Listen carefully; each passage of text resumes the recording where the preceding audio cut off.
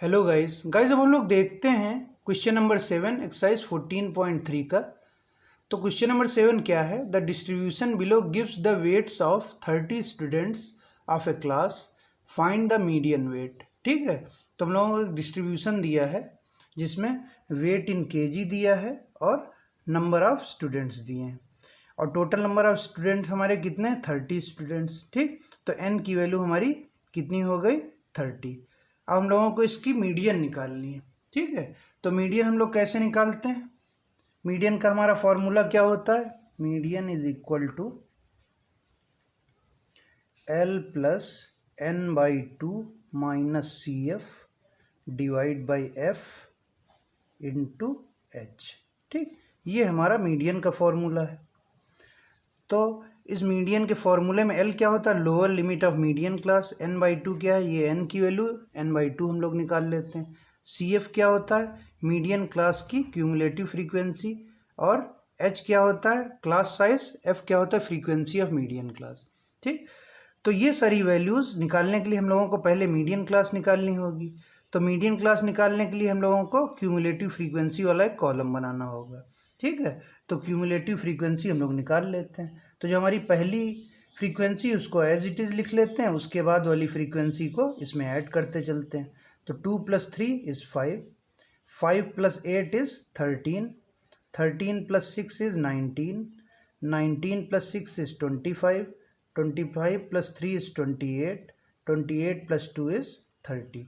तो एन की वैल्यू और लास्ट क्यूमुलेटिव फ्रीक्वेंसी की वैल्यू ये दोनों सेम आती हैं। ठीक है, अब हम लोगों को क्या करना होता है? हम लोग n बाई टू निकालते हैं। n बाई टू निकालने के बाद हम लोग चेक करते हैं जो n बाई टू की वैल्यू है उससे जस्ट ग्रेटर इस क्यूमुलेटिव फ्रीक्वेंसी वाले कॉलम में कौन सी फ्रीक्वेंसी है? n बाई टू से जस्ट ग्रेटर। ठीक, तो n बाई टू, n की वैल्यू 30 है तो 30 बाई टू इज़ 15, 15 से जस्ट ग्रेटर कौन सी वैल्यू होगी? 19 वाली। तो ये हमारी मीडियन क्लास हो गई। ठीक है, तो ये हमारी मीडियन क्लास हो गई। तो हम लोग लिख लेते हैं n बराबर 30, hence n by two is 15।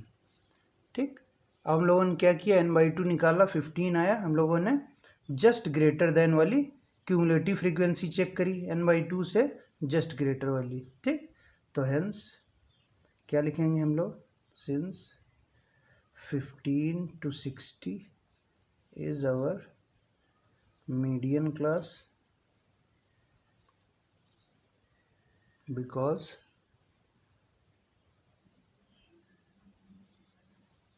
cumulative frequency just greater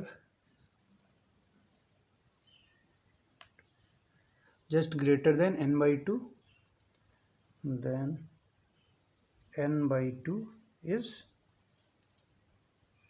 lies in it। ठीक, तो अब ये हमारी मीडियन क्लास हो गई। तो मीडियन क्लास की लोअर लिमिट को हम लोग एल कहते हैं और यहाँ यूज़ करते हैं। ठीक, तो वैल्यूज़ अब हम लोग लिख लेते हैं। फ्रीक्वेंसी क्या होती?